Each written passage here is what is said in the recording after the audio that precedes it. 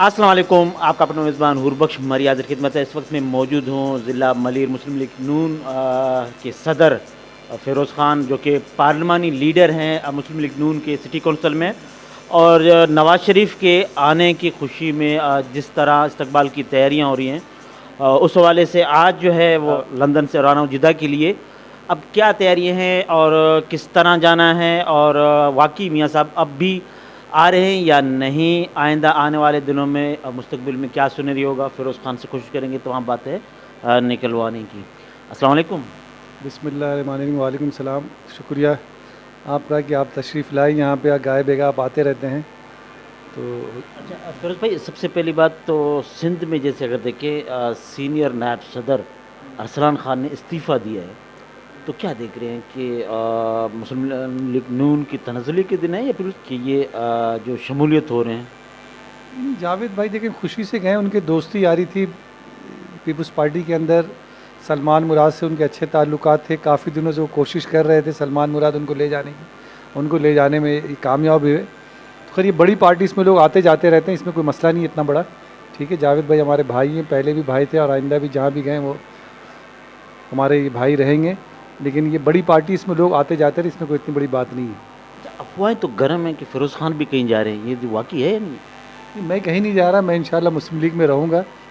यही है, जब तक मुस्लिम लीग में हैं इंशाल्लाह यहीं रहेंगे और यहीं काम करते रहेंगे। बशीर मेमन साहब जो बने हैं कन्वीनर, तो शाह महमूद शाह को हटाने के बाद सुना है कि उनकी लॉबी काफ़ी परेशान है, नाराज़ है, या इस्तकबाल की तैयारी उस तरह नहीं कर रहे हैं, तो वाक़ई कोई सच है नहीं? देखिए, बशीर मेमन साहब को 21 तारीख तक ज़िम्मेदारी दी गई है कि सिर्फ इस्तकबाल के लिए मियाँ साहब की, उस कमेटी का सरबराह उनको बनाया गया है। तो 21 तारीख तक वो ज़िम्मेदारी संभालेंगे जो इस्तकबाल मियाँ साहब के इस्तकबाल के हवाले से है। बाकी शाह साहब सिंध के सदर पहले भी थे, अभी भी हैं, उनको हटाने की कोई ऐसी बात नहीं हुई। इस किस्म की अफवाहें हैं और लोग प्रोपेगेंडा कर रहे हैं। शाह साहब की क़यादत में और बशीर मेमन की क़यादत में इंशाल्लाह मिलकर काफ़िला सिंध से रवाना होगा, जो कि लाहौर की तरफ जाएगा। कोई इख्तलाफ नहीं, कोई ऐसी बात नहीं है। तो फिर शाह साहब को क्यों नहीं बनाया? ज़ाहिर है कि एक नए शख्स को ज़िम्मेदारियाँ दे रहे हैं, तो एक सिंगल है उन लोगों के लिए जो चाहते थे कि वो मुस्लिम लीग नून को दोबारा सिंध में इस तरह उतारा जाए कि पार्टी दोबारा सही पोजीशन में आए और मुकाबला करे और गवर्नमेंट बनाए।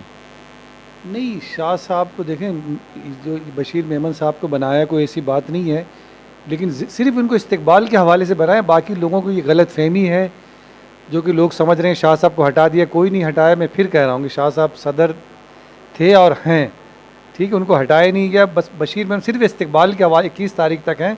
उसके बाद मियाँ साहब पाकिस्तान आने के बाद ख़ुद फैसला करेंगे किसको रखना है किसको हटाना है, मियाँ साहब खुद फैसला करेंगे। लेकिन अभी तक शाह साहब सदर हैं और कोई जाने में किसी तरीके से ग्रुपबंदी नहीं है, ना कोई शाह साहब के लोग परेशान हैं। सब ये मुस्लिम लीग ही हैं और मियाँ साहब के साथ हैं और इंशाअल्लाह ताला मिलकर काम करें, कोई ऐसी बात है नहीं। अच्छा फ़िरोज़ भाई, ज़ाहिर है कि एक मैंडेट होता है, अगर वो बशीर मेमन साहब निकालने में कामयाब होते हैं तो वो सदर बन सकते हैं ना, अगर वो इस चीज़ में नाकाम होते हैं तो नहीं बनेंगे, ये तो वाज़ेह है, ये हर शख्स जानता है। तो फिर ये कैसे आप दोनों चीज़ों को मिलाकर चलेंगे?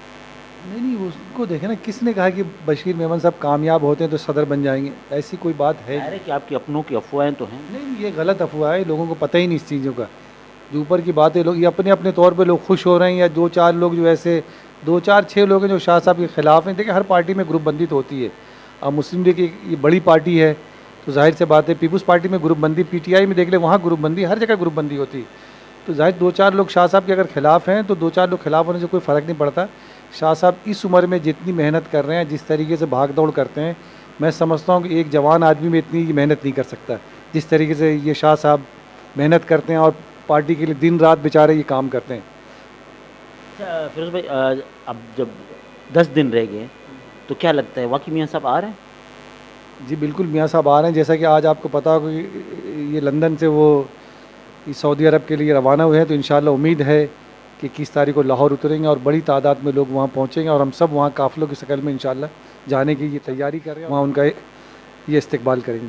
तो यहाँ क्या क्या तैयारी हैं, किस तरह जाने का सोच रहे हैं? या हर एक कोऑर्डिनेशन जो बनाया गया है, तो आपकी क्या ज़िम्मेदारी लगाया गया है, फिर दूसरे जो ग्रुप है उनकी क्या ज़िम्मेदारी लगाया गया है, और किस तरीके से जाएंगे? 2 ट्रेन अगर बुक किए गए हैं तो ये कम नहीं होगी तादाद? इन 2 ट्रेन तकरीबन 1200 अफराद के हैं, तो 3 ट्रेन बुक करवाए गए हैं। तो ये पार्टी की जिस इस्तकबालिया कमेटी के सरबराह बशीर मेमन साहब हो गए, ज़ुबैर साहब हो गए, निहाल हाशमी हो गए, खील दास, ये लोग लुक आफ्टर कर रहे हैं, देख रहे हैं। तो यही लोग सारी चीज़ को मैनेज कर रहे हैं। तो ये लोग अपनी ज़िम्मेदारी पे सारे काम को अंजाम दे रहे हैं। इंशाअल्लाह कम नहीं होगा, इससे ज़्यादा कुछ लोग अपनी मदद आपके तहत ये अपनी गाड़ियों में जाएंगे।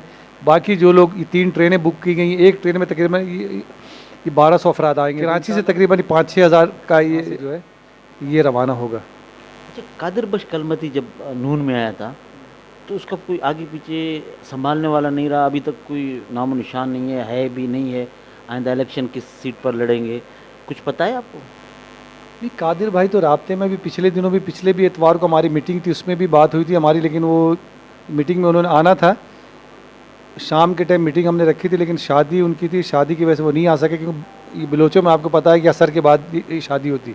तो हमारा ये मीटिंग भी ये शाम 5 बजे था, इस बिना पे वो नहीं आ सके। मुस्लिम लीग के साथ हैं। अब ये आगे का नहीं पता, आइंदा का नहीं पता। कि कहाँ जाते हैं। अच्छा फिरोज भाई, आप 87 से वाकई मजबूत उम्मीदवार हैं या कोई और आ सकता है, या आपकी निगाहें कहाँ पर हैं?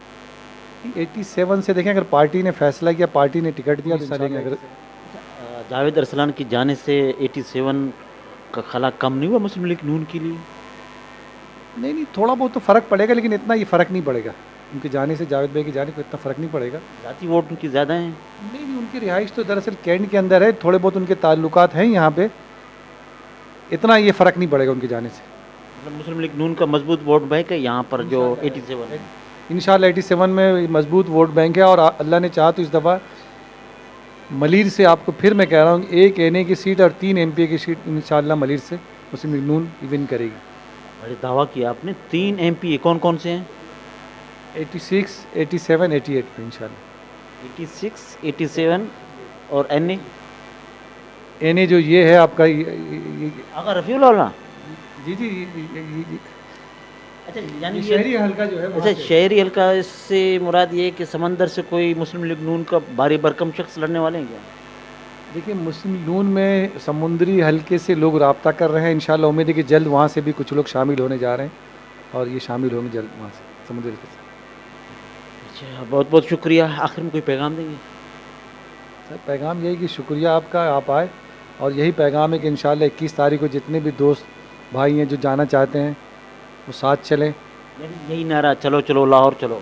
बिल्कुल, चलो चलो, ये लाहौर चलो, चलो चलो लाहौर चलो। नाज़रीन, ये थे मुस्लिम लीग नून ज़िला मलीर के सदर फ़िरोज़ ख़ान, और सिटी कौंसिल में पार्लिमानी लीडर मुस्लिम लीग नून की तरफ से जैसे मियाँ साहब आ रहे हैं, इन्होंने तमाम के हौसले बुलंद हैं। ज़ाहिर है कि इख्तलाफात के हवाले से जो बशीर मेमन और इसके अलावा शाह मोहम्मद शाह के हवाले से, क्योंकि शाह मोहम्मद शाह सिंध के सदर हैं और फ़िरोज़ भाई के बहुत ही ज़्यादा करीब हैं, और उन्होंने ऐलान किया है कि शाह साहब बिल्कुल सिंध के सदर हैं, रहेंगे, और आइंदा आने वाले दिनों में भी इसको हटाने का कोई, और जो लोग इस वक्त खुश हो रहे हैं उनकी खुशी मातम में बदल जाएगी। ये थे फ़िरोज़ ख़ान। इस वक्त लिए मेज़बान हुरबख्श मरी को इजाज़त दें। अल्लाह निगहबान।